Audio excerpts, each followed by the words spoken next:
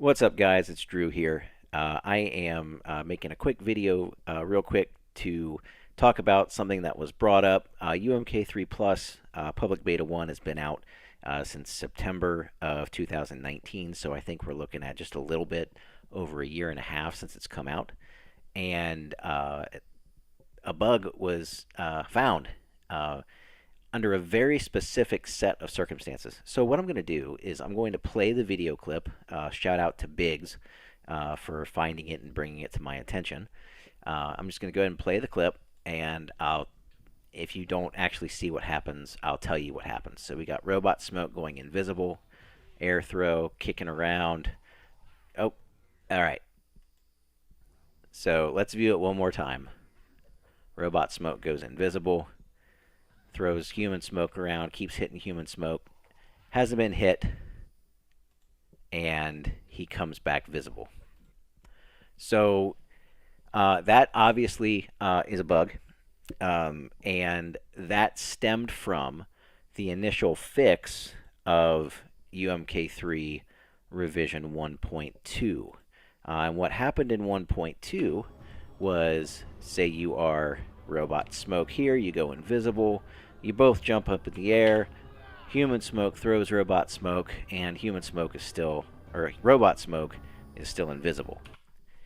That was what this fix aimed to take care of. So essentially what happens, and I will demonstrate it here, here on Fightcade, it's very specific circumstances. So where is Scorpion's block button? So under a very specific set of circumstances, robot smoke can be made visible again. You see how I did that? Now, it doesn't happen every time there's a jump kick or every time there's a block, or even every time I hit block after there's a jump kick. So here's what happens. It is a very specific set of circumstances. It has to be a character that is invisible. In fact, I'm just going to tell you now, spoiler alert, if you don't want to find this out, if you don't want to know, if you don't want to underhandedly exploit this tactic until Beta 2 comes out or we get a hot fix out there, stop now. 3, 2, 1, okay. So what is happening here is essentially there's a very specific set of conditions that has to happen. You have to be playing as a character that can go invisible, which is Robot Smoke or Reptile. You have to be playing against a character that has an air throw. The Smokes, Scorpion, and Kano. Doesn't work for Jax. Jax is not, it's not considered an air throw, it's a whole other thing. The backbreaker, that is. So what has to happen is when you are hit by a jump kick, after you're hit by the jump kick, you have to hit the block button in while you are in the proximity of what your air throw would hit. Now, I want to say you will never air throw a character while you are in falling frames. If you have been hit, your inputs will not come out. Here's where I failed. Where I failed was I did not realize that the inputs would be read and the rule would be evaluated to the point where it was when Smoke or Scorpion or Kano or Robot Smoke are in their falling frames. That's what I failed to realize. In all of the testing that we did and in the over year and a half of gameplay that we've had, it's been recorded once. So very rare instances of this occurring, like I said. So again, you have to be Robot Smoke or Reptile fighting against the Smokes, Scorpion, or Kano. And what caused it to happen was the evaluation to see if the character was invisible or not to bring them back visible was happening in the evaluation of the move. If the move, the input was pressed, if the distance was close enough, and if the opponent, the other opponent in this case, being Robot Smoke, was not in falling frames. All of those rules were met. I didn't account for the fact that the game would read the input and evaluate the rule even though they were in their falling frames. So I moved the code to the reaction.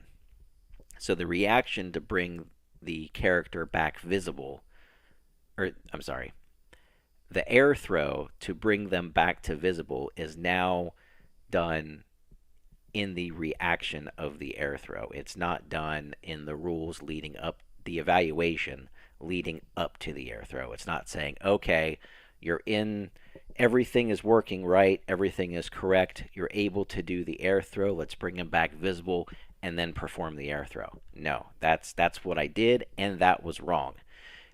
So what happens now with the fix is the rule is evaluated as normal. All the factory settings for that are finished.